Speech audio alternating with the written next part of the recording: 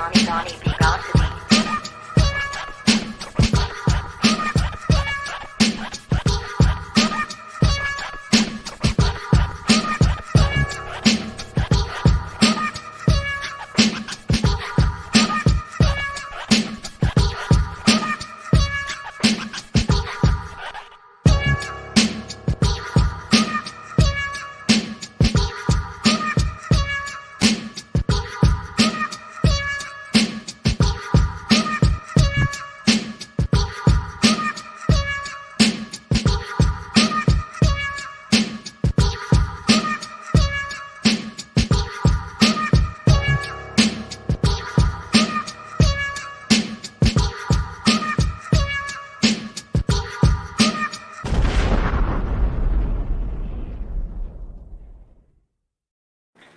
Good evening, everybody. It's Donnie B, got the beats. We live for the next and newest edition of The Beat.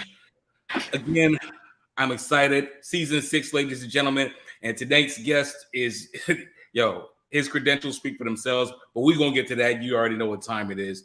But without further ado, for those that know what time it is, it's time for that glorious intro, y'all. Let's go.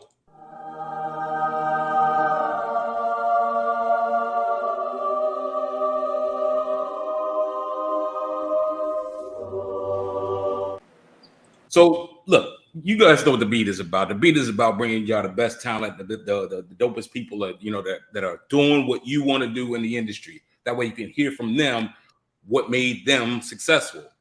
And you can take the notes and so forth and so on. This brother that I have on tonight, I was introduced to him through my brother, my family, Atif. Atif Muhammad, for those that don't know, I love that brother. And in fact, he was a previous guest on season 2 of The Beat. So make sure you go back and check that episode out as well. But Atif hit me up on the line, was like, yo, I got this brother. I'm trying to tell you he is dope. His credentials are impressive. And I was like, say less, fam. It's already what it is. And so I went back and I checked his credentials. And I did the homework on his backstory. This brother is, I'm talking about, when you call somebody the plug, this brother is the plug. I'm trying to tell you. But without further ado, we're going to get it here.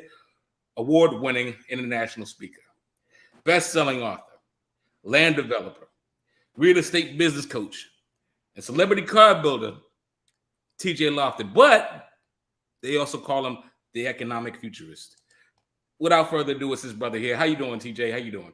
Hey, man, I'm great, brother. I appreciate the opportunity. How about yourself? I'm good. It's a pleasure to have you on, and I just look forward to, all of the nuggets of wisdom that you're going to drop on this interview. I know it's going to be dope. Seriously. Thank you, brother. I appreciate it. Likewise. Indeed. So let's get straight to this thing so that people can get to understand who you are. Let's start with normally I start with who is, but we're going to dial it back a step.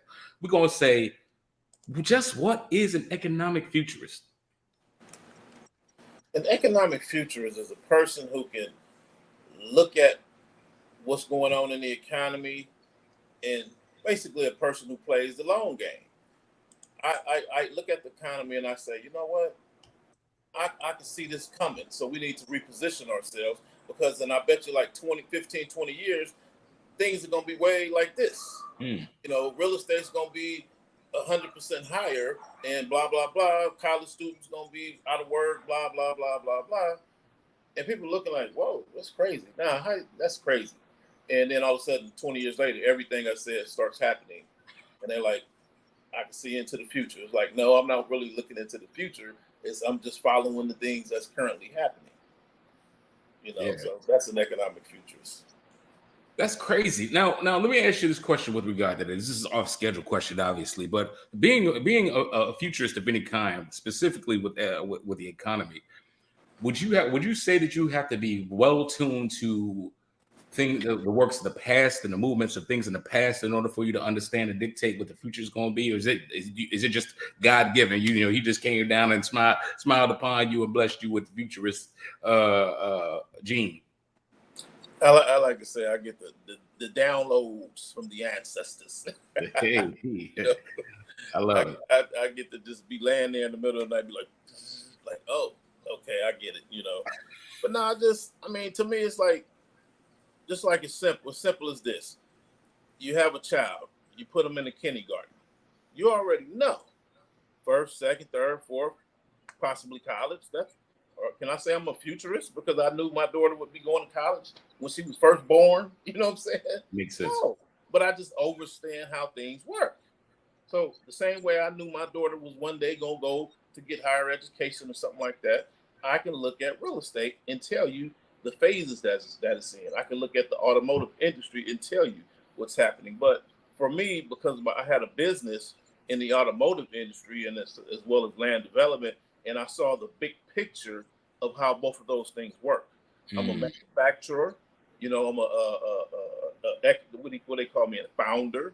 So as a founder, you know, a person who stacked the bricks and built this industry, I can see the long game on that. So yeah, it's simple as that to me. So I understand what's going on, what's about to happen, what it's going to look like before it happens.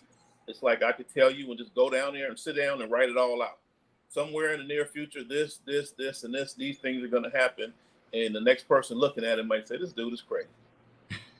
You know, and that's how it is. I get a lot of people say, I never thought in a million years that stuff would actually happen. I hear that all the time.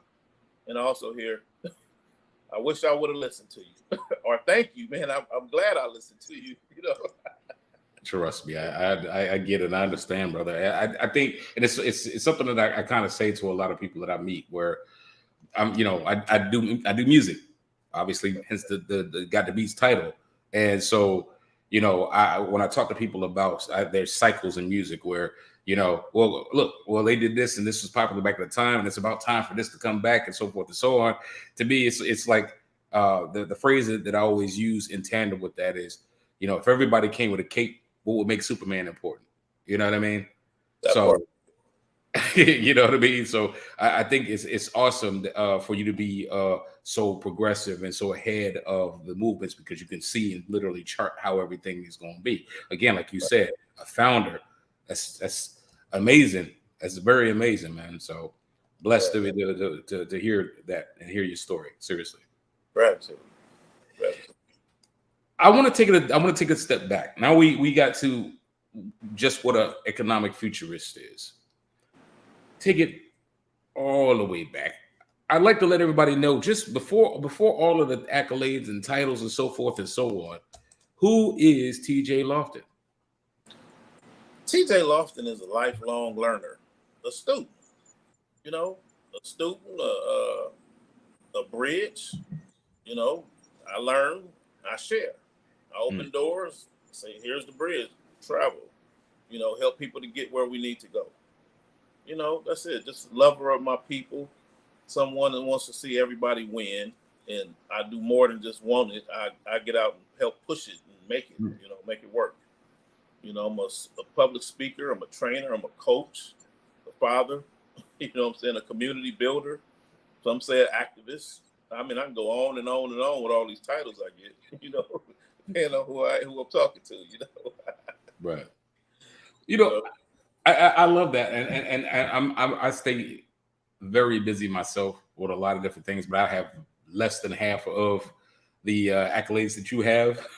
But my question with that is, being that you have your hands in so many pots and operate at such a high clip, the question I guess I would have is, how do you find the time to balance all of that? I mean, like you said, being a father alone, that's you know what I mean? But then you're a father, but then you know, like you said, business coach, land developer, you know, you celebrity car builder. Like, you just, how do you even, you know, find time?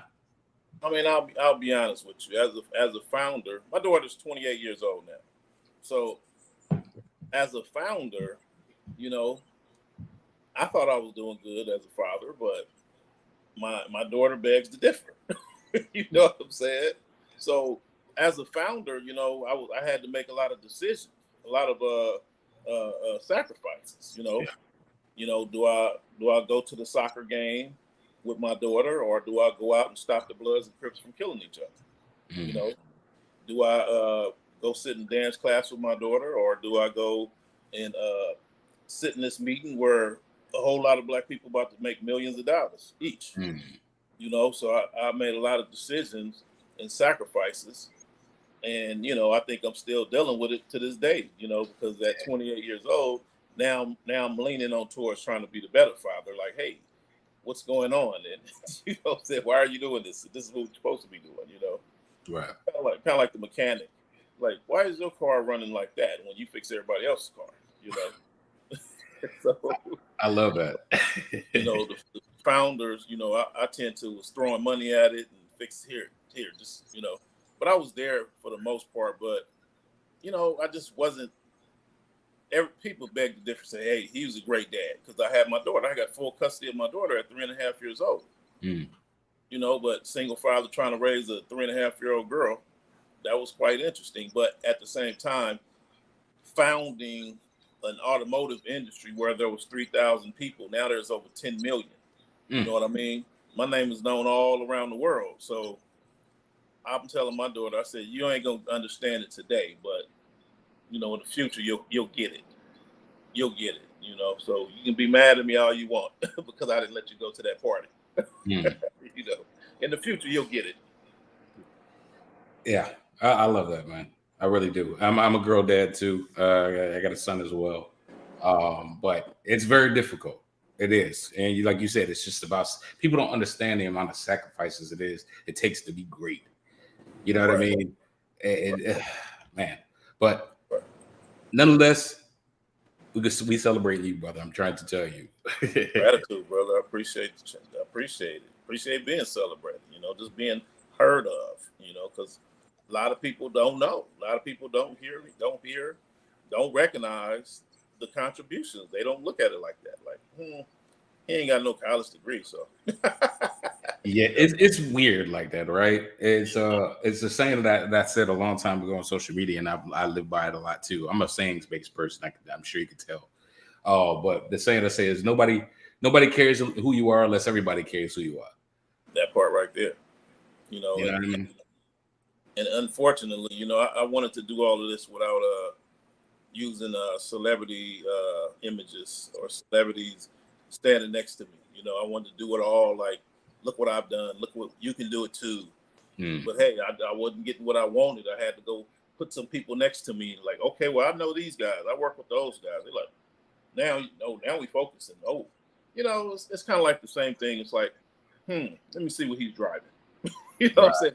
He's supposed to be that guy. Let me see what he's driving. Where does he live at? You know, how big is your house? You know, I'm like, what does that got to do with anything? You know, Right. So it's just the type of people we're dealing with. You know, simple. Some people could just ask me questions. They'd be like, whoa, I'm with it. Let's do it. Other people need to see what I drive. Other people, they stop and see the watch on my wrist or something. Oh, okay, he's cool. He got a Rolex on. Right. I'm like, man, come on, y'all. But I don't wear we must do better.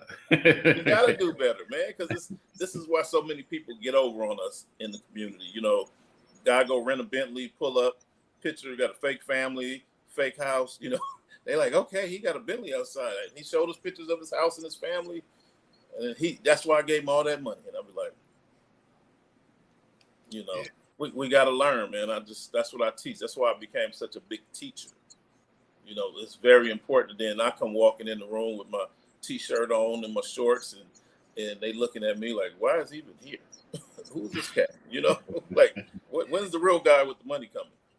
You know, indeed. And you recognize the person who's got it. That's why we can't recognize opportunity for the most part. Most people can't recognize opportunity when it hits them in the face. It's like, you let that go. You did what? That's a pathway to wealth right there that you just turned down. Yeah, it's interesting. I have a unique perspective on it, and it really blossomed when I moved to LA because I'm originally from the East Coast of Washington D.C. And by the way, shout out to Lisa Del Washington. She's chiming in all the way from Washington D.C. as well. This sister is pretty much running D.C. right now. She's Dub Style Magazine. Lisa, make sure you holler at TJ Loftin, man. He's somebody that you need to get to know for sure. Yeah. I'm sorry. I was just gonna say I'm always in the DMV. Maryland, I speak in Capitol Heights, Maryland, at a friend of mine's restaurant all the time. A couple times a year at least. Well, yeah. Well, let's talk because I could set you up with some people. You know, being from the town. Hey, I'm with it. Appreciate it. But yeah. So what I was saying is that it's funny how things go with. You know, I done lost it. It is what it is. No worries. I do that from time to time. Likewise. Normal. The next question I want to ask is: growing up in, since we already talked about who TJ Loftin is, what you're about, I want to talk about you. Where did you grow up, and what obstacles did you overcome? Because we all have hurdles that we jump over, right? But what did you experience?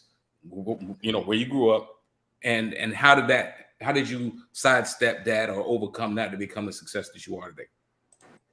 Well, I grew up in Compton, California, amongst a lot of gang violence, a lot of gangs, Bloods, the Crips, you know.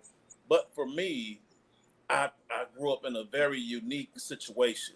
You know, there was a lot of kingpins that, you know, in my neighborhood where most people got like one, you know, if that. I had like 100, you know what I'm saying, that I was around. And 4 or 5 of the biggest were my mentors. And, you know, I would sit down in multi-million-dollar deals at a very young age of these guys loaning money out and starting record labels, et cetera, et cetera. So it was quite an experience. So what I did, so I went from a bad situation to, I realized, I said, you know, I got this Crip guy who's a kingpin, and then on this side of me, on this block that I know, and then I got this kingpin guy that's a Blood. He stays on that block. Both of these guys are well respected, and they both known for me as TJ's they little buddy. And then they started respecting me because, hey, he knows those guys. And then I realized, I said, how much maybe I can leverage this power between these two different guys. You know what I'm saying? And start swiping the credit card with their names and go do some stuff to fix this drama, you know? And that's what we did, you know? So we, you know, leveraged that. And I turned around and I became one of the founders of the people who helped to start the peace treaty, you know? And it was like my name is plastered all over that thing. You know, the first guy, I went from being a sellout to being the guy who plugged up the Blood and Crip car clubs and the Blood and Crip motorcycle clubs, you know what I'm saying, which are the biggest ones in LA now, in Compton and Watts, you know, which they don't show them on the media because they don't want nobody to know they exist. You know what I'm saying? Like, wait a minute, you got everybody sitting there together? So it was quite an experience where I'm literally getting phone calls. I felt like I was in human resources. It was like, should we put him on? I'm like, heck no, not him. And it's like, what about this guy? Oh yeah, definitely. You need him. Yeah, he's good. You know, it was just wild. And it was like, you know, a tear-dropping moment just to see it still going on 20-something years later. And we could not push this automotive industry had it not been for us removing that, you know, because people wasn't going to go for it. But it opened the door up for people to see we can make some money off of this. I don't know if you're familiar, like my coaches were like Gary May, rest in peace, Terry Carter, the guy but Suge Knight ran over, by the way, you know, Ernest House. I mean, I got so many people, you know what I'm saying? All these are the rest in peace guys, but they were literally there holding my hand and endorsing me. And like, TJ said that, okay, well, that's what it is then. Yeah, exactly what he says, you know? So they came to me at a very young age. They were like, look, dude, this is what we're about to do. You know, they decided we're going to put lowriders in every rap video that come out of Compton, LA, and Watts. We want to be, that's our brand because, you know, we had the knowledge. We were the only ones doing it. We were the only ones with those. So we started putting those cars in, well, they started. Terry Carter used to own Heavyweight Records with Ice Cube. And man, they ran with it. Movies, TV shows, everything. I would get phone calls and say, hey man, these people want to put a koala bear in the passenger seat. We need you to send a convertible over to SeaWorld, for example. You know what I'm saying? And you know, I need you. But I had to realize and start taking accountability for what we were doing, because I realized what we were doing, some people didn't like it. So they were trying to weaponize it, like all the way back from the early 90s. I'm like, so I had to start asking about scripts and stuff like that, you know. Like, for example, my buddy was getting ready. He said, man, they want me to do this movie, and we're going to put some cars in the movie. And I said, well, ask them for the script. And then we asked for the script, and it's like, we got Jada Pinkett, we got Queen Latifah, and we got all of these people. I'm like, I ain't asked you that. I want to know, what's it about? What's it going to be about? and then all of a sudden they come back, oh, they're gonna shoot the car up and they're gonna rob a bank in the car. I'm like, no, Right. we don't want that. You know what I'm saying? So they did it anyway because they upped the money and blah blah blah. But it's just we got to learn how to be accountable. I'm like, this is my baby. I'm putting a lot of time in this. I'm trying to stop all this nonsense and keep it closed out forever. And I don't need these people, provoking it. If that Right. makes sense. So that was my destiny. My legacy is like I spent a lot of years, fighting that, spending money on magazines that they didn't want us in just to say we was there so people would know we existed.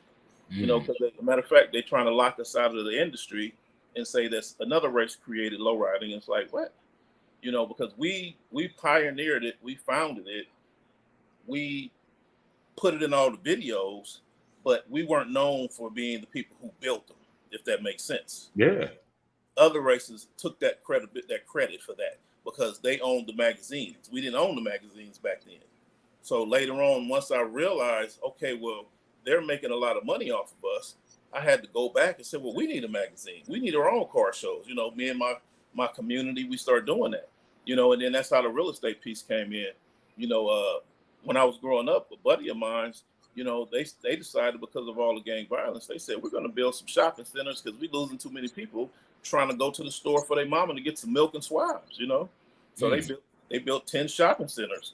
So I got to watch everything from picking the land to, hey, these are blueprints, TJ. Learn how to read these, should we hire little Pookie to run the cash register? Oh, that's not a good idea. Okay, I get it. He got sticky fingers. Oh, I understand, Right. And should we buy into this franchise or should we start our own? I knew all that stuff by the time I was 12. You know what I'm saying? Mm-hmm. So now, should we use brick? Oh, that's expensive. Or should we use wood? To build this building? How much is rent versus a lease? I learned all this stuff by the time I was 12, 13 years old. So by the time I was old enough, it was like I was a beast. You know what I'm saying? I see the world differently. Most people come in there talking about flipping and wholesale. I'm like, what is all that? What land developed, man? We built stuff. We don't buy nothing. We built it. What are you talking about? So I turned around and had all my guys. We start buying the buildings and building buildings for our businesses, and next thing you know, all these guys became very wealthy. So it's like I had to make sure that we were able to maintain that wealth, meaning we couldn't just put all our eggs in the same basket. So I would have to go back and make sure, hey, buy that apartment building next door to your shop. Buy those houses across the street from your shop. After, those small business owners, make sure they got some money. They good. Send your customers over there. So we would negotiate with all the businesses in the area. So when my customers would get on my nerves and want to keep hanging out and showing up, I would give them a coupon to my homeboy's restaurant. Say, oh, matter of fact, here goes a coupon for a free meal for you. I appreciate your business. I just want you to know that. There you go. Go get yourself something to eat. He take his 8 buddies around there. He the only one with a coupon though. So he eat for free. His 8 buddies is paying. So my guys is happy about it. So they come back with, here go a whole bunch of coupons. So we would just do that, Next thing you know, my little sister put her into it. She's a celebrity hairstylist now. Send people to her, It was just an amazing opportunity because we put in cars. What do you think happens when you got a bunch of lowrider guys from the hood hanging out on the movie set all day? Bored, I'm like, hey, I got a million questions. Where you get that camera from? How much is that camera? Where can I get a camera like that? You know what I'm saying? Did you go to college to learn how to film, to do all this stuff? And no, you didn't. Oh, your father put you on. You know what I'm saying? Like, really? You a 3rd generation camera guy? Like, really? So I you know what I'm saying? Y'all making 7 figures a year because y'all get contract? Really? Contract? What's a contract? You know what I'm saying? Man, had the game, learning a bunch of stuff. So I came home. Now I've been using it in my families. You know what I'm saying? Like my buddy, I'm like, man, your daughter asks so many questions and she be on you. You need to pay and put her in school, be an attorney. You know what I'm saying? There would just be stuff like that. So we started financing things like that. We started investing in the community. So I just, I just watched it. We ended up with trucking companies picking cars up and shipping them all over the country. So now African Americans control the tow truck, primarily all the tow trucks coming in and out of the African American communities. We own them. We control them. You know what I'm saying? Tow trucks, car carrier, the 10 car carriers. You know, I got guys who come straight out of the feds or the prison, and I'd hand them car keys because all they had 3 strikes and a driver's license. You know what I'm saying? I say, I need you to take this 18-wheeler. I need you to go to Mississippi and bring me back them 50 cars. You know what I'm saying? And the next thing you know, I don't see him no more. 2 in the morning, he's like, open the gate up. You know, drop the car, leave. I'm going back to Mississippi and get the other 20. I'm like, okay, like I don't see the cats no more. Now all of a sudden, 20 years later, he got 25 of them trucks. You know what I mean? And all his homeboys got them, and they all driving them. And his homeboys bought into the industry, and so forth and so on. It's just been a wonderful situation. You know, we got people. That's what made me turn around and go back and say, let me go get me a mortgage broker's license, a real estate license, and I opened up an office. You know what I'm saying? And started doing my own thing so I can better overstand and take more control of the real estate deals that me and my guys were doing, because we were no longer financing, you know, $50,000 houses. We were financing $400,000 houses, $1 million houses, because the cars, you know, when I started off, these lowriders were like, you know, $300 to buy them. Now they're like $115,000 for the same exact car. You know, we build them and sell them. Where I was getting, because I was a celebrity car builder, I was getting 100 back in the late 90s. I was getting 100. You know what I'm saying? Now everybody getting 100. You know, it's like the going rate. So I realized, brother, I'm just talking, man. What do you got for me? No. Listen. Like this is a free form type of conversation. You know what I mean? And I'm floored, as I'm sure the viewers are, by your list of like just how engaged and how engaging you are in this. You're kicking a lot of information, man. You actually covered like my next 2 questions, quite frankly. So I mean, that's awesome though. You know, I guess the biggest thing I would say, or I would ask, and this is an off-schedule question too, is with all of the like, because I'm gonna tell you from a different lens, right? My lens is I'm from the DC area. My dad, you know, my family and the whole, you know, mom, dad, and the whole family from the East Coast. I went to the movies and saw Boys in the Hood, changed my entire life. Okay. Somewhere between Boys in the Hood and Break-In, I know, just deal with me. Somewhere between that, I was like, I want to move to California. Little kid, knee high. I want to move to California. The older I got, though, I was like, you know what? I can see myself retiring there, right?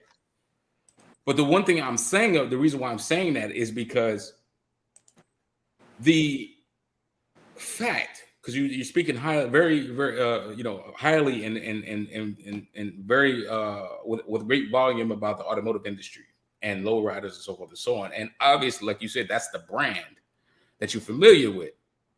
And I just remember the cars, man. If not the songs and the vibes, the cars. And so I'm looking at it back and I'm like, how, leading to the question, how do you feel looking back over all of this time, as you say, being a founder and saying, yeah, I helped contribute heavily to this culture, to this society, to this way of life that in its infancy, a lot of people took hip hop for granted. You know what I mean? And like you said, they weaponized it. They made it like, oh, it's gangsters and you know, so forth and so on. Right. And I'm like, now cars and hip hop music go together. Like, it's like you can't do a music video without a car, you know? So how do I what? How do you feel about that? You know, just after all of these years looking back at it. You know, it was a lot of people said, oh, they're drug dealers. Gotta be. No questions asked, you know, because of the amount of wealth that we were acquiring and the people we were hanging out with, you know, they just knew. But it's like, no. So years later, we just got, you know, my coaches were honored. We were lowriders were honored at this year's Super Bowl. I don't know if you watched the halftime show. Yeah, you know, loved it. It was one of the greatest ones. 3 of the biggest car builders on the planet pulled up that look like us, you know, my homeboys. So, you know, my students, my teachers, my partners, you know, and then my coach was on the digital billboard in front of the SoCal Stadium, spinning around on a big digital billboard, leaning against his convertible 64 Chevy, And then they all kind of press about it, and it's like, wow, we never seen it coming. The lowriders, we never seen it coming. So now I'm getting phone calls from family members like, wow, I guess you guys were doing big. I wish I would have got in back then. Like, we thought it was all illegal, but now we see y'all being honored. So right. I guess we were wrong. I'm like, you know how that made me feel after 30 years of people looking at me, questioning my success? I was like, wow, that was interesting. Once somebody else says it's okay.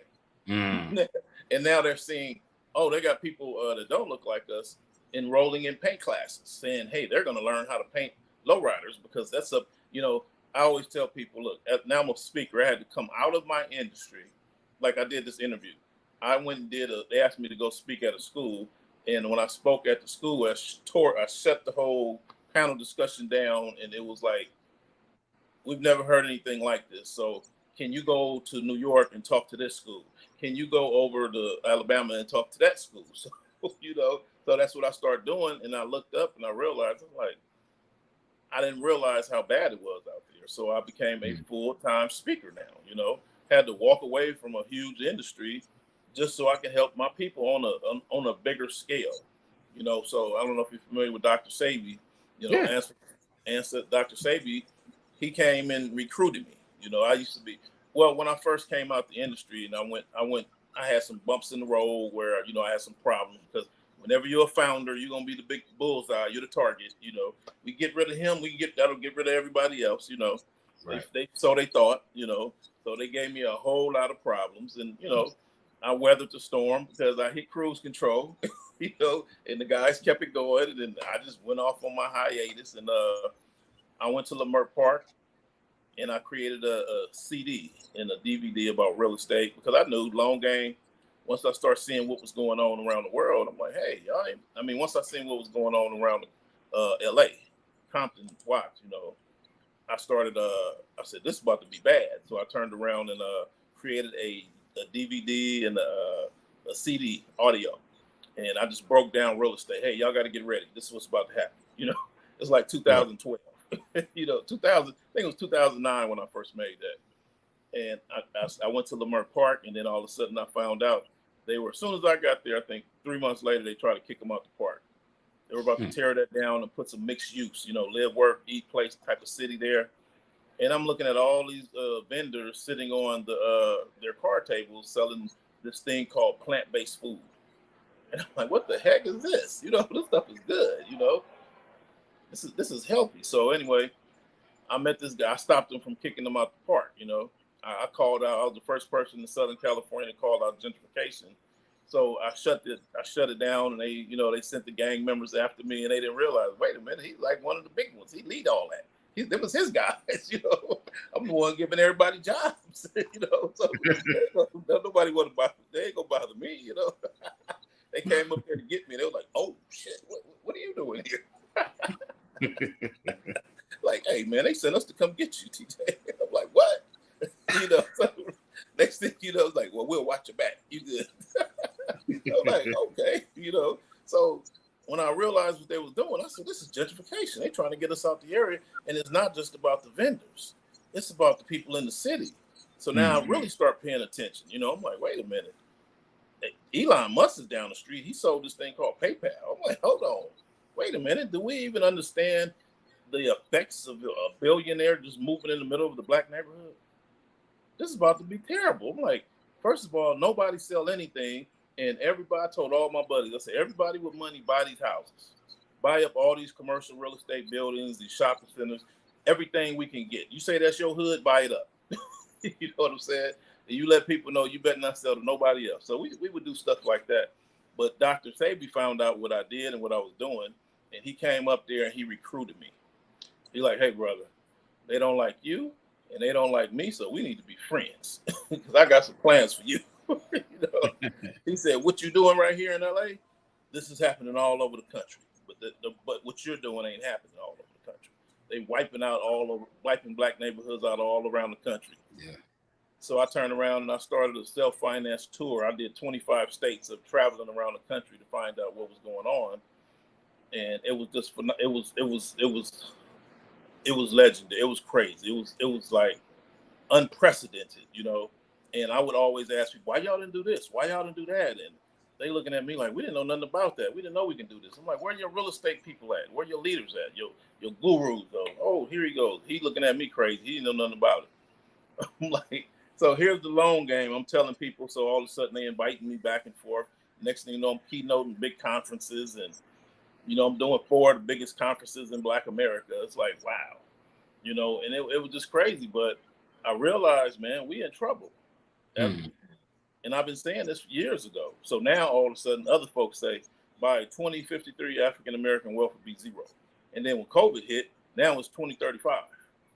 You know what I'm saying? And I'm telling the colleges, I'm like, look, y'all, all the stuff y'all teaching, we throw that out the window. Because I got guys painting cars that's making more than your anesthesiologists. You know what I mean? My guys make way more money. We get 25 grand to paint a car, and we got like an 8-month waiting list. You know what I'm saying? Like, it's like you lucky to get on that list. They would be prepaid on the list, paying for something that they ain't even gonna see for the next year or so. And it just, so I'm like, look, we got to put the trades back in the school. So that opened the door for them to tell me they don't have no money for that. So we organized with the Compton School District, became a part of a team, and we went in there and reached out to all my buddies and all these different people I know. And next thing you know, we went back to my high school, Centennial High School, and put the trades back in there, remodeled my old automotive shop. That's when Dr. Dre came in and gave them $200 million and rebuilt. He invested into the Compton School District. So with that money, I was able to get all of my automotive shop at my high school, Centennial High School, totally restored. I even went and got electric cars in the box. So it's like they did not just change an alternators and starters. They over there welding lowrider stuff up, So Dr. Dre gave him $200 million. Next thing you know, they tore down Compton High School. In Compton, Compton College they catering to the lowriders because I went up there and gave a lecture to the welding shop. I'm like, y'all over here trying to get a job at the shipyard. Let me show y'all what y'all can do with this welding. I need y'all in the lowrider community. We need y'all. So, I realized it's my mission to start going into these schools and let them know, look, y'all got to pivot. I need y'all to leave this alone and come over here because this is where the wealth building is at. You know what I'm saying? Because I directly helped over 100 business owners. I've directly helped over 100 people start businesses and indirectly help thousands. You know what I'm saying? And I would always ask, I got about 50 millionaires' phone numbers in my wallet, in my phone. How many you got? I got about 5 billionaires' phone number in my phone. How many you got? And that would kind of like, not just to brag or boast, but just to say, hey, why are we putting people over here when they ain't got no money? Right. We need to put people in here where we can create jobs and help people to make money, So, brother, I just, but Dr. Sabi set me down and basically showed me my value, my worth, and explained to me, like, dude, look, you need to do this. And I was like, I don't know about all that.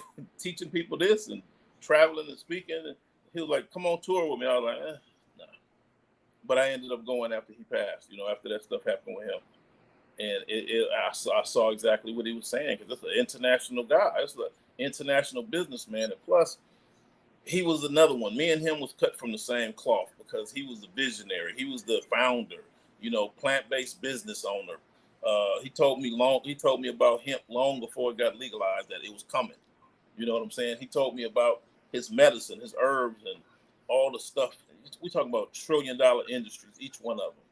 And he's like, TJ, I want to make sure that everybody that look like us benefit from it. Just like what you did for low riding, I want you to do that for the plant-based stuff. So as of today, I went to one of my partners' houses. And I went to one of my vendors, the guy from Lamar Park, that was sitting up on the card table that I fought to help save. I saw him on social media. He got a brick and mortar now. So I went over there today, and boy, he came out that kitchen, man, and we doing commercials, videos, and taking pictures, and they giving me all this food, and it was like it was worth the battle. It was worth the fight. You know what I'm saying? Because I could see the fruits from it now. So I asked him, I said, how many employees you got? He said, man, I got about 11.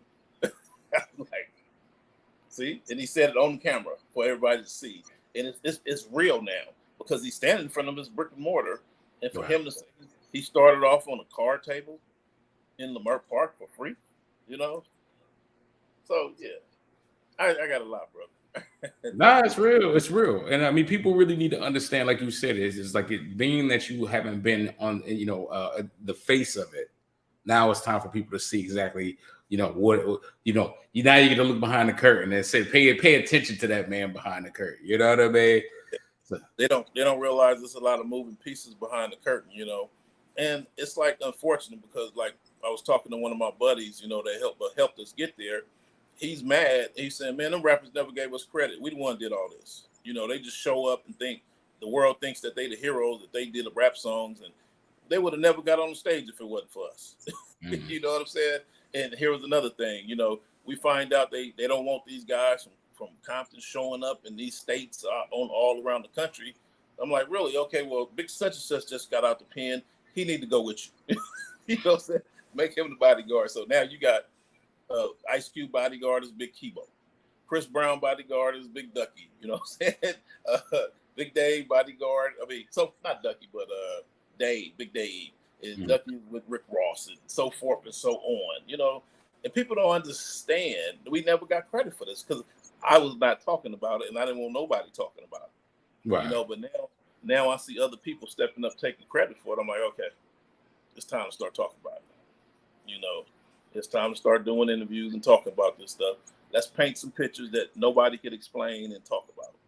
So just the pathways that what we did. So it wasn't about people loving the rap.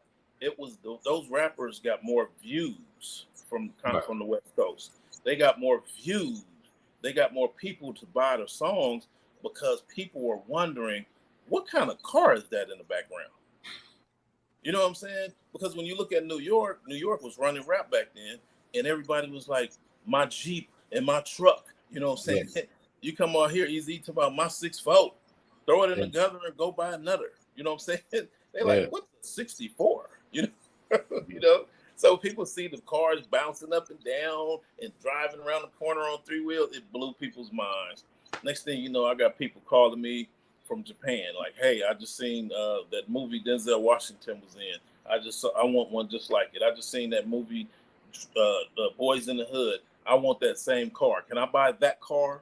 I like, oh no, that ain't for sale. They're like, no, I want that one. You know what I'm saying? Like whatever it costs, I want it. Like, ooh, really? They would call me from. So I got friends, man, that names are Prince. You know what I'm saying? King. You know what I'm saying? Foreign countries. Cats fly all around the world on private jets and mega yachts to pick up these cars. You'd be surprised, man. It's just people had no idea what we were doing. They had no idea that we never pulled our pants up. We never had. I mean, that 2022 pants sagging is way different from the 1991 pants sagging. You know what I'm saying? It's way different. I'm over here running a very lucrative 7-8 figure a year business. And I'm over here with my shorts and flip flops on. You know what I'm saying? Like they had a t-shirt. They looking at me like, he ain't got no money. I'm like, oh, that's cool. Hey man, let me tell you. For those that don't know, I learned this a long time ago in the nation's capital, man. It's the he who hath the coin don't look like he who hath the coin. You know what I mean? Like it's some of the most prominent financial figures in America that are non-people of color. They, like you say, come out with the flip flops on, shorts, hoodies. Right. They don't care. Right. Like it is what it is, So it's like, wow, they don't got to impress nobody. So I hear you. I understand where you're coming from with that. You know what I mean? But again, I definitely appreciate everything you've done for the culture, man. Like I like hearing it back, and just see how ingrained and in touch with everything that you are and have been. It's awesome. It's awesome. Now, I do want to throw in there, too, I do have a video that I came across when I was doing my homework on you. And you were mentioning talking about gentrification of a gentrification train. Right. So I'd like you to share a little bit of it, and I'll play it just so people can kind of understand exactly your mind and your concepts on that. So as an effort to get rid of Black businesses, people who don't look like us will take trains and block off our streets. So just like in Los Angeles, we had the Metro saying we're going to build a train right up the middle of Crenshaw Boulevard. You know, that's Black Wall Street, you know. So I went to, what is that, Lithonia, Georgia, and I was about to speak. And I went to go speak to one of my venues, and I see this big train sitting there across the light, and it's just blinking. And I'm like, so I asked my buddy, I said, how long has it been there? 3 months. I said, just like that. He said, just like that. I said, that's gentrification, dude. They after y'all. This is what y'all need to do. You know, they like, what? You know, it's like nobody knew what to do. They were going the long way around. And I just explained. So that's the video you got to set it up for them. That's them blocking off that street. It's Black Wall Street. So let's imagine Lamert Park. Imagine them parking the train right across, blocking Degnick off, blocking Crenshaw off. That's what you're looking at here. But it's in Georgia. So, ladies and gentlemen, you heard it first. It's that exclusive feature. TJ Loftin talking about the gentrification train in Lithonia, Georgia. Check this out.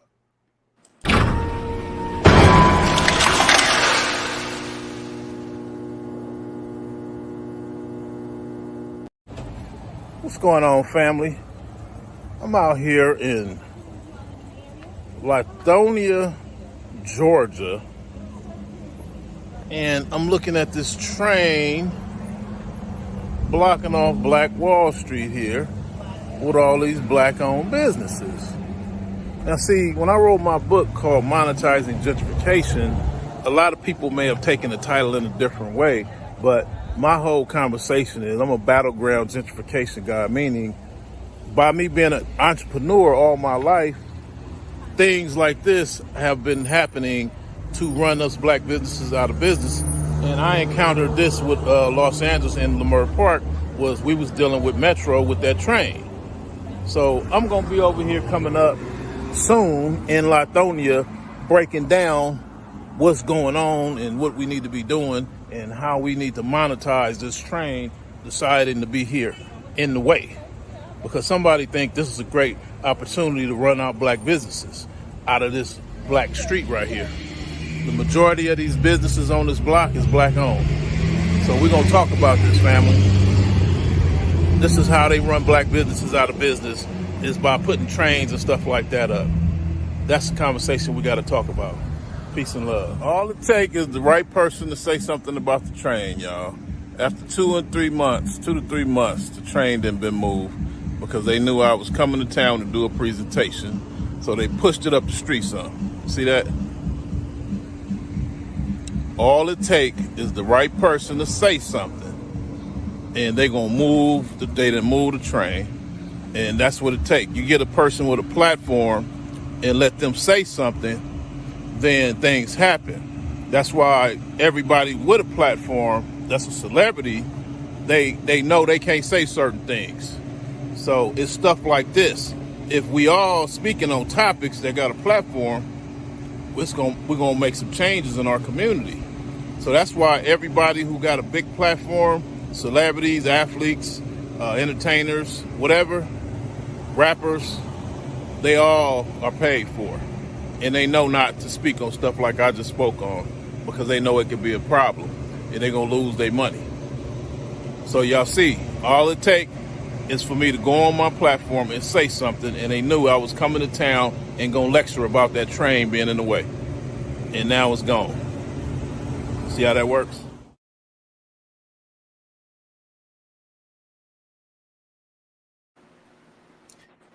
That was serious, man. That's how you get it done. Yeah. You know, and that opens the door. When people saw that, they say, wow, I guess you're right. That's why they pay off celebrities. I guess the celebrities are paying off because they don't speak on stuff like this, you know. And it's like, yeah, I ain't got but 500 followers. So if I can say something like that and fix the problem, what you think a person with 8.2 million followers going to do? Oh, yeah. So that's why they pay them guys, say, sign this. You better not say nothing. You better not do this. And we don't want you getting involved in your own community. We don't want you helping nothing over there with this money. You know, same thing, pastors, all this stuff, you know, and that goes back into the education system, man. It's like if you disinformation people, they ain't gonna know what to do. You know, they like, oh, y'all should march. I'm like, march? Who finna march? What are you talking about? You know what I'm saying? We ain't got to march. You know what I'm saying? Let me let's go hit them in the pocket. That's, you know, as a business owner, as a founder, I know what I don't want to happen. You know what I'm saying? I know I don't want nothing negative being said about my industry that's going to affect my bottom line. So I'm gonna protect it, you know. And so I knew how to go after them. Like, okay, y'all. So I understood the damage that was being done on that small block. It's a small town, you know. They like an hour, almost an hour out of Atlanta. You know what I'm saying? So every business on that block, you know, was black. So it's like, that's why they could block that train for 3 months. Like, yeah, forget them. They black. We don't care. City Hall calling, the mayor calling, all them people, they like, no, we don't have to move nothing. And then I come out and it's moved 2 days later. They moved it, you know. So because they ran the name, they looked me up. They said, freak, that's the guy from Lamert Park. Yeah, y'all better move that train.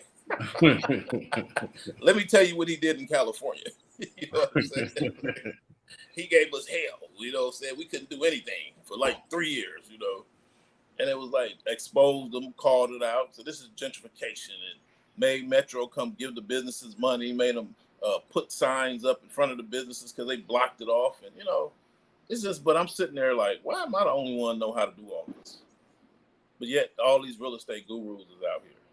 You know, so why y'all get called leaders? Y'all the real leaders, but y'all ain't did nothing. But yet, what am I? If you're a leader, what am I? You know what I'm saying? So I reached out to these schools. You know, I'm like, y'all gonna get me in there to speak so I can teach y'all about real leadership. You know, y'all want me to tell y'all about entrepreneurship? I see you got an entrepreneurship course going on in there. Talking about y'all the best entrepreneurship classes in the country, but yet colleges produce less than 3% of the black businesses in America. I'm like, how is that even possible if y'all teaching business? Then I realized these classes is for employees. You know what I'm saying? Like, say that 3 times. Say it 3 times because they don't understand it. These entrepreneurship classes at the colleges are for employees only, you know. And I'm not trying to be offensive. I'm just trying to get the problem fixed. I'm like, I feel like we're putting these kids in employee training camps. You know what I'm saying? Because they can't come home and they ain't thinking like me. They don't sound nothing like me. In fact, someone asked me, they said, which Ivy League college did you attend? Some people that didn't look like me asked that. I'm like, Ivy League? I said, I did not attend college, period. They said, no, seriously. Like, come on, man, don't be embarrassed. Which one did you attend? I'm saying, I did not go to college. Dude, you went to an Ivy League if you know all that. You know what I'm saying? Because they don't teach that at regular HBCUs. I'm like, well, what are they teaching them then? Yeah. So it just made me start asking. My whole point is I'm not here to bash these guys, these people, my people, but I'm here to say, hey, y'all, let's fix it.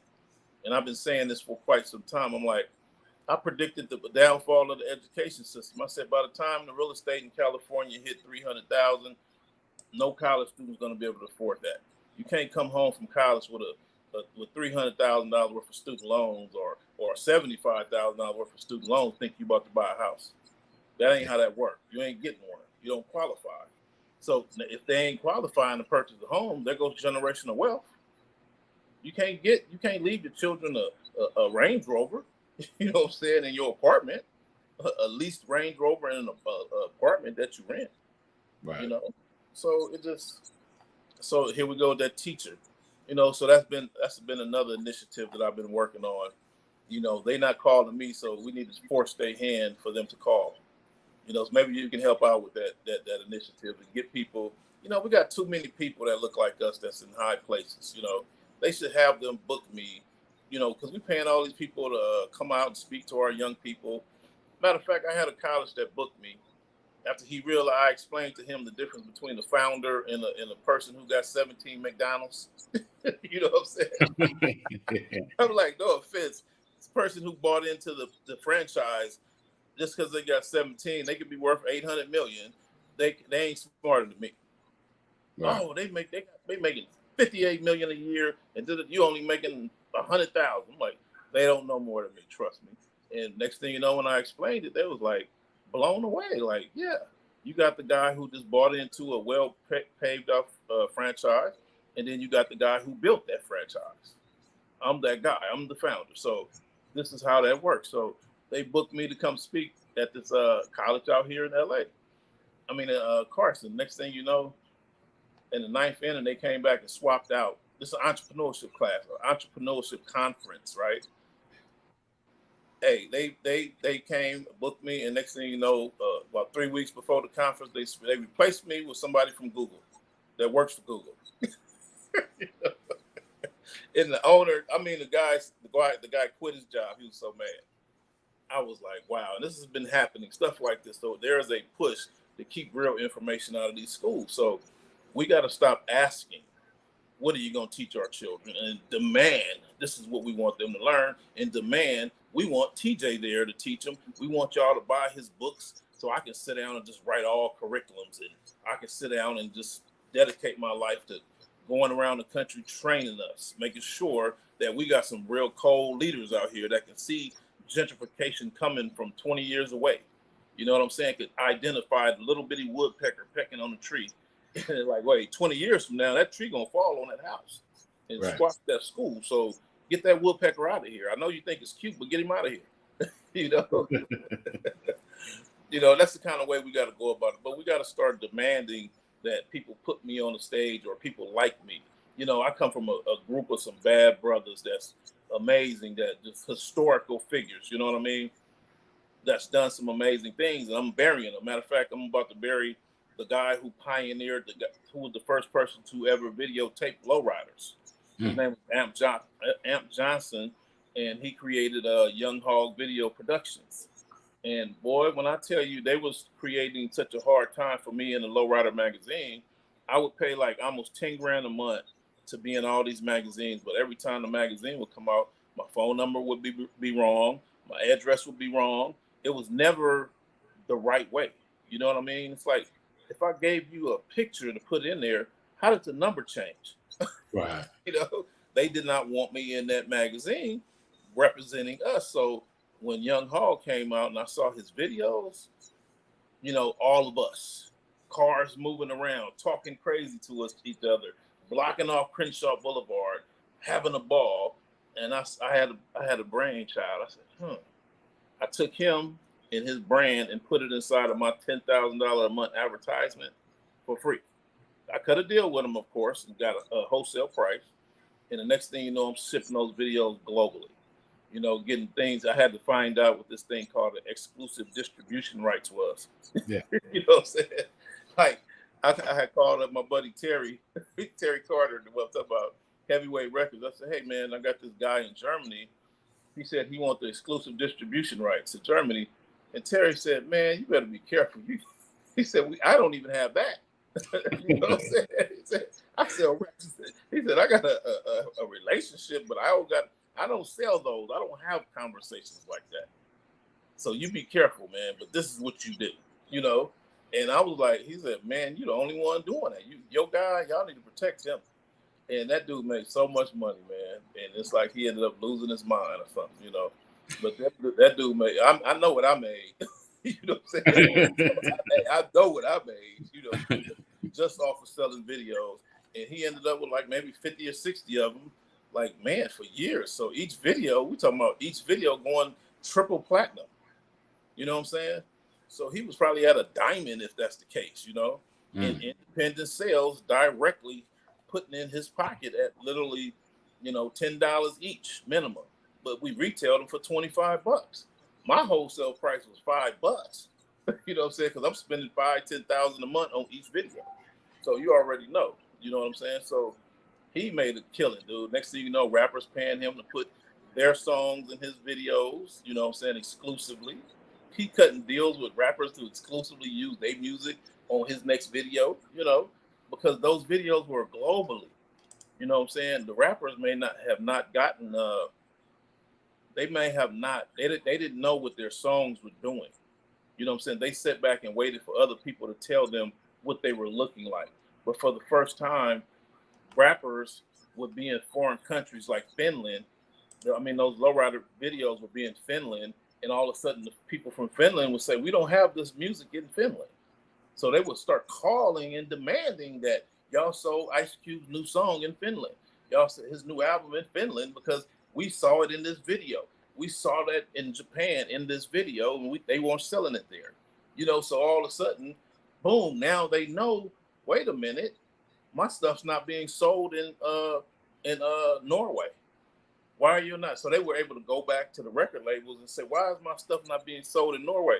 And they would hit them, how do you know that? You don't know what you're talking about. Your stuff is globally, it's not being sold in Norway. My friend just called me and told me. Next thing you know, it's like, whoa, who is this guy with this video? You know what I'm saying? So we sitting down having conversations. He's like, man, these people reached out to me. They want to use my videos and license my content. We like, license? Let me call my boy and ask him, what does license mean? Hey, man, we was having some amazing conversations, man, but regrets.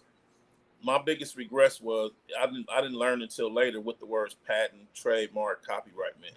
You know what I'm saying? I didn't find that out until later because, you know, in that industry, I made a lot of stuff, you know.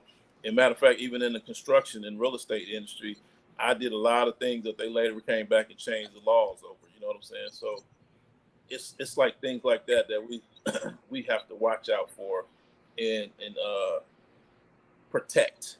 You know what I'm saying? That's why I like to come in and sit down and talk to these schools and talk about business. You know what I'm saying? And tell them about what's coming down the pipeline that they need to worry about with these these emerging industries that they're doing. Like right now, you know, all this big making these electric cars. Okay, well, this is what y'all need to do. They're like, you know about electric cars? I'm like, yeah. Y'all need to be worrying about flying cars too. They're like, what? I'm like, yeah, they got flying cars too now. We in the age of the Jetsons. Forget the electric cars. What about the Jetsons, the flying cars? Let's skip the electric and jump on the flying cars because that's where we are now. And it just, so I want to be able to bring information to the schools in real time, which they don't have right now because our education system is 50 years old. Yeah. You know, it's 50 plus. They're not learning anything. They can't sit down on a panel discussion with me because it's going to be like people talking about the ABCs and I'm over here talking about trigonometry. You know what I'm saying? Right. Like you got a kindergartner versus a seasoned, you know what I'm saying, alumni. That ain't gonna work. So, come on, man. That's the level of difference. But yet the kindergartner gets way more respect than me. How about that? You know what I'm saying? Because he got the word doctor behind his name. He has the word master's degree, or he went to this college. And I'm like, the title is not going to help you in today's society. Elon Musk has said that. Google has said that. You know what I'm saying? Y'all don't have that knowledge. I have that knowledge. They call me asking me questions. You know what I'm saying? How can we do this? What do you think? You know, when I started, you got to imagine this. When I started working on those cars, those wheels like called the 17-inch rims back then. That was a big old wheel. You know what I'm saying? Like a 17? 17, like, yeah. You balling out of control if you got some 20s on your car in 1992. You know what I'm saying? So I had to butcher those cars to figure out how to put them on. And as time went by, we had to figure out how to turn those lights off. And you know what I'm saying? The airbag lights and this and that and bypass this and bypass that. So when I started going to these car shows, these SEMA shows, where the dealerships were, the owners of the corporation, corporate headquarters were, hey, they all knew my name. Hey, I got Mercedes and Chevy want to talk to you. Like, what? The owner of Chevy, the owner of Mercedes-Benz wants to talk to you. He want to offer you a job. You know, for what? They want to know how you bypass that electric brake light and those, how did you bypass the airbags and the cruise this and that and all these systems on these elaborate computer systems they put in these cars. And I'm like, oh, we designed a wire harness. Like it bypassed all y'all stuff. They're like, what? Like, how did where did you go to school at? Where did you learn that at? I said, well, I sit down with the world's foremost expert on stealing cars. You know what I'm saying? When you put a bunch of these guys around any kind of car, it don't matter what it is, we're gonna figure it out. And that's exactly what we did. And they are scratching their head say we spent 7 years trying to come up with that thing, and y'all cracked the code in 3 days. You know what I'm saying? You sure y'all don't want a job? you know, you know, but these are the things that we have to look at. And my thing is, I got some bad brothers. That's the, you know what I'm saying? Like I said, they call me I'm a master car builder. You know what I'm saying? And I'm supposed to have about 1,000 kids behind me that are my students. You know, that I have downloaded all this information into. That I have downloaded a way of thinking into their head of, instead of you just designing it and making it, we want you to patent that first. We want you to trademark it. We want you to do all of these things to protect the generational wealth. You know what I mean? We want you to start manufacturing your own products here. You know what I'm saying? So I've been working on creating a system, you know, just to put it all together to make it make sense so that we can protect these things and stop looking for the VCs, you know what I'm saying, the venture capitalists to come in and invest in our ideas, you know, because it didn't make any sense where, you know, we losing brilliant people. They're selling their intellectual property all because he needed $10,000. You know what I'm saying? It don't make no sense to me. You know, I've literally just put screws inside of a bag and pulled down 7 figures a year because nobody ever decided to target that market. You know what I'm saying? We restoring classic cars, and they made over 10 million of these 1957 all the way to through 67 cars, and nobody thought that they ever need new nuts and bolts on those suspensions because nobody was restoring those. We started doing that. So I was the first person that said, let me put some brand new bolts and put them in the bag. And I'm sitting there making all this money. It was ridiculous. It was crazy, but I never made the nuts and bolts. You know what I'm saying? Like, so I was supposed to, if I had known, like these are my regrets, by the way. If I had a system in place to where I can just say, okay, hey, I need you to take this.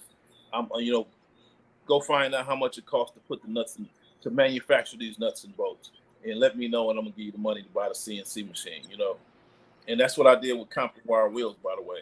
You know, they gave me a hard time with buying these Dayton wire wheels. They didn't want to give me a wholesale on those, so I turned around and said, okay. Somebody whispered in my ear, said, hey man, if you buy a CNC machine, you can manufacture your own wheel. And I'm like, ooh, I could be the plug. You know what I'm saying? I said the plug. Yeah, there you go. I said, I'll be the only one with them. Yeah, you the man. I was like, okay. Boom. Up comes the birth of Compton wire wheels. You know what I'm saying? Next thing you know, nobody in our community wanted to sit down and turn nuts and bolts for like, you know, minimum wage. Nobody wanted to do that. That wasn't appealing. That wasn't a good look. What do you do for a living? Oh, I turn nuts and bolts on these wheels.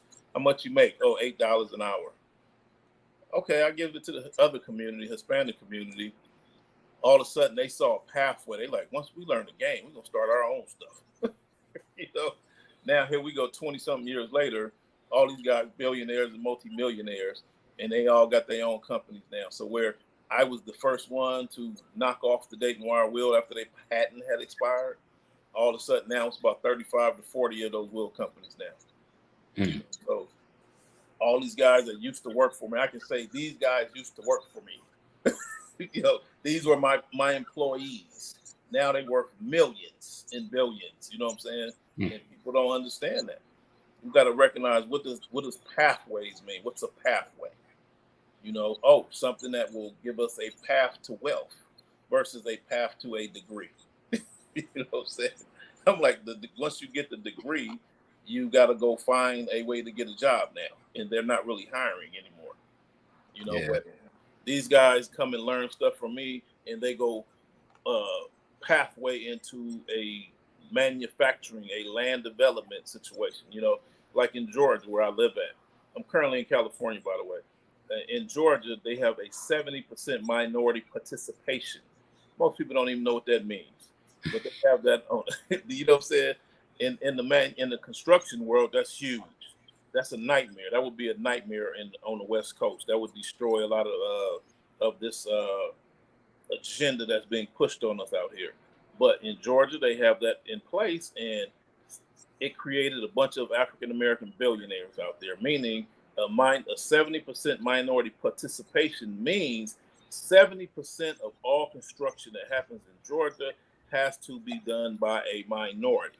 Now, here's the catch: minority does not mean African American. Right. We up in there, but it does not only include us. So what they also did was the person who, one of the ex-politicians who rest in peace, he went to every construction site of someone who got some money to build a huge project from the city, and he sat there and watched every last one of them and called them out and shut them down. Like, this is not minority owned, because minority also means white women. So you had developers, white developers, that would go in there and put their wife's name. You see what I'm saying? And she would be the owner of the company, and she's getting that $2 billion contract to build, add on to this airport, for example. And this black man would go in there and be like, "Where's Mary Jane at?" And if if you can't get her down there, I'm gonna cancel the site, and we're gonna sue you. We want our money back, or we're gonna cancel that money. And sure enough, she was not there. She didn't know nothing about it. The guy got his wife. She didn't know nothing about any of that. And the next thing you know, they lose the contract, and he gives it to a black company. So he not only put the law in place, they protected the law. It opened the door for a lot of African American land developers to come out and build a lot of those parks, a lot of those courthouses, a lot of those high rises, a lot of those buildings. So like, you got guys now called like H.J. Russell, biggest African American land developer in America. Got his grandchildren's up there, billionaires right now. You see what I'm saying? All of them land developers, dude. It's like, money don't mean nothing to them. They got it. You know what I'm saying? So I got so many stories. But this is the way we're supposed to be doing things. They're not even in the school system, by the way. They went and built themselves a 40,000 square foot building and start teaching classes there. You see what I'm saying? Not in the schools. So we don't control our own education system, and we need to get it back, because we're creating a whole lot of people that will never own real estate right now, because that's just what the government decided. They said they're going to remove home ownership from African American people. And that's what they've been doing. You got the BlackRock and you got Vanguard, largest corporations on the planet. They buying houses up by the millions. You know what I'm saying? They just set $50 billion to the side to buy it as soon as, when this crash shortly happens, whatever they call it, or when they convince people that the market's crashing and they trick them into selling their houses, they finna come in there and swoop and buy them all up. You know what I'm saying? And next thing you know, our children will only grow up knowing rent. They won't know nothing about a home ownership. I own this house. I watched my house go from 100,000 to 1.8 million because Google moved across the street. Now my house is worth $5 million for my 2-bedroom. You know what I'm saying? Yeah. I mean, you got a lot of nuggets of wisdom, brother. Like I said, and I'm glad that I have you on. Listen, I know we are at time. I definitely want to. If you're interested, I'd like to bring you back for a part 2. I also know you have this book that you are putting out, and I would like to feature that and speak more about that as well too. Okay. On top of everything that because again, you're a wealth of knowledge, brother. But if you're interested, I would hope that you could come back. Absolutely. Good. tjloftin.com. Social media at Thomas TJ Loftin. Look, man, I appreciate you. Training classes. I do consulting, one-on-one training classes, consultations, etc. tjloftin.com. LOFTIN. Appreciate you, good brother. Likewise, brother. And he's so ahead of his time. He lead the questions before I even get to the daggone questions. This brother's amazing. Hey, economic futurist. Exactly. But it's been a complete pleasure to have you on. I swear, I was like low key, couldn't see my hands, but I was getting the information down. I got one last question for you, and I just want, before we walk out, I want to ask you: do you have any advice for aspiring talent, young entrepreneurs, young future economic futurists in training? Just anybody that you want to school. What is your advice? Nuggets of wisdom that you can give them right now? ownership is everything in the future. It's all about ownership. So if you're going to open a business, try to get a brick and mortar. Do not fall victim to this social media, internet stuff. Brick and mortars is where it's at, but you must own it. You know, a brick and mortar switch can be flipped and your account get closed down and you lose everything. Brick and mortar can't be taken away from you if you own it. You know, manufacturing, we got to start manufacturing everything that we sell. It's very important. Quit selling other people's products. Sell your own products. Quit trying to copy off and sell everything everybody else is selling, and create your own stuff to sell and make that become the expert and that to be the brand. And do not sell your product. Do not sell your company, because people will come in, buy your company, close it down, and all of a sudden you'd be like, whatever happened to Rockaware and Fubu and all the rest of them, cross colors and all of that? You know, what happened? You know, there's none of that left. There's no generational wealth when you sell your stuff. You know what I'm saying? Don't sell your generational wealth. That's what I got. I mean, thinking of brands like Gucci and other stuff, prime example. Seasoned. Yeah. It's supposed to be Gucci, Louis Vuitton, Fubu, Rockaware, Cross Colors, Prada, and Tiffany. You know what I'm saying? They will spend $1 billion and close it down. They will give us $1 billion and close it. Like when you look at the news, when you look at TV, they rave for people who Jay-Z sold this and Dr. Dre sold Beats by Dre and Nas sold the doorbell. Those guys are smart. Like, that's not smart to sell your generational wealth. I could flip a switch and $1 billion be gone in a minute. You can buy a house in LA for $500 million. Right. You know what I'm saying? So that's and then buy a yacht, and you be broke. Like, wait a minute. You know what I'm saying? Yeah. Generational wealth, man. Like first of all, like I said, I sincerely appreciate it, and I sincerely respect and understand just the wealth of knowledge that you just pouring out right now. And I definitely would like to circle back with you. I'll be on your line in the next couple of days to try to see when you have availability. Because a brother is astounding as yourself. I'm sure that time is funky for you. So I definitely won't be hitting you up. I would definitely like to circle back and see if we can get you back on soon. We need to talk about this book. All right. Now I do know that you have you out in LA for to promote your book until how long are you out here for? I'll be out here until Saturday. Then I fly back on Saturday evening because I speak on Sunday in Atlanta. But I have a book signing in. I got to bring up the book signing. I have a book signing in Culver City at Malik Books in the Culver City Mall. Not the Culver City Mall, but the Westfield Mall in Culver City, California. And Malik Books on the second floor. I'll be there from 6 p.m. probably until Q&A. We're going to be in there talking about what's going on in LA. What's happening with all this real estate? Should you sell this house? Should you keep this house? Should you spend some money and develop this? Whatever. We're going to have a lot of Q&A talking about it. Questions and answers, solutions and strategies. Come on out to the Black-owned bookstore in the mall. Brother got 2 locations. One in the Baldwin Hills Crenshaw Mall, and I'll be in the Westfield Mall, Culver City. Listen, come on, get your side copy. Definitely need to make sure we do that. Make sure you tune in. Make sure you like to subscribe to the TJ Bad. Like it's play this whole interview back. You get it. If you didn't get it the first time, you get it the second time. And then we're gonna try to have him back to give more nuggets of wisdom for those that just don't know.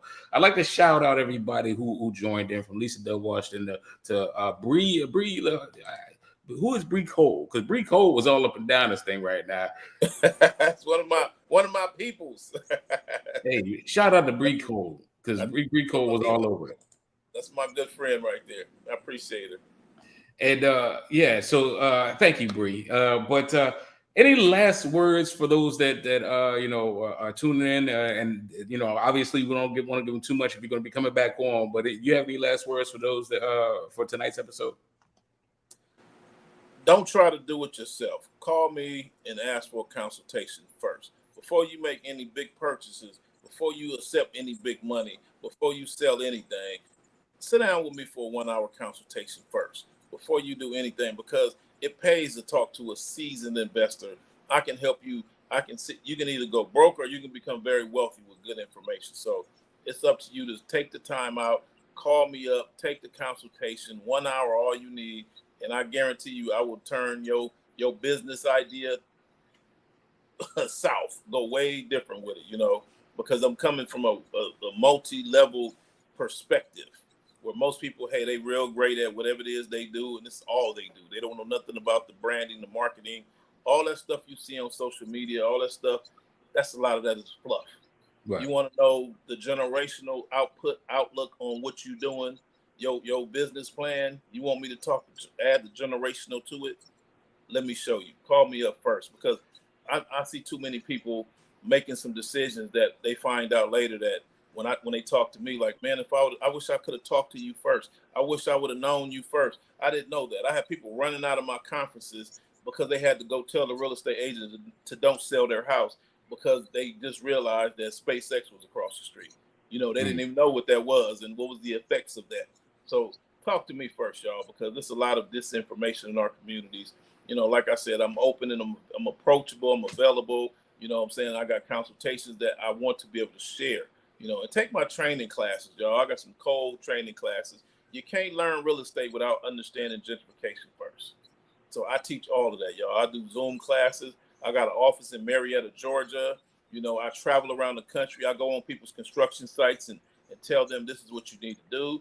You know, I go out and look at people's, I work with people who buying 500 plus acres in building black cities in Georgia. I work with those kind of people, you know, just different things, all the way from people who want to build movie theaters, you know, bring in shopping centers. So I'm very well versed in everything. If you want to talk about building a dollhouse in your backyard for your daughter, or you want to talk about building a city for your community, I could have that conversation. No conversation is too small for me, y'all. I love it. I love it. Okay. I don't know what's happening there, but guess what? But like I said, I sincerely appreciate your time, your energy. Make sure that you guys like, subscribe, and follow TJ Loftin on all forms of social media. Make sure you reach out to this brother right now. You heard what he said. Get schooled up. Let him show you how it's done from somebody who's done it. That's the key, right? So just make sure that you guys like and subscribe, follow, and reach out to this brother. Hopefully we'll get him on real soon. I have my people call his people. You know how that goes. Without further ado, like I said, we are at time. Thank you guys for tuning in. It's been a pleasure to have you on, TJ. If you got a minute or two, just hang on for a second, and then we can close everything up and then talk about logistics going forward. Sounds good, bro. Appreciate you again, brother. Appreciate you and all your followers. Thank you as well. Thank you. And without further ado, like I said, we are at time. I'm Donnie B, Got the Beats. Thank you for tuning in to the latest episode of The Beat, Season 6. I'm just so thankful that my COVID pivot is still pivoting. Amen. Amen. You know, without further ado, like and subscribe to the Beat TVLA, BEAT TVLA on all forms of social media. And we'll just keep it just like that. Ladies and gentlemen, tune in real soon. And without further ado, we are out, ladies and gentlemen. Peace. We are out. Donnie B,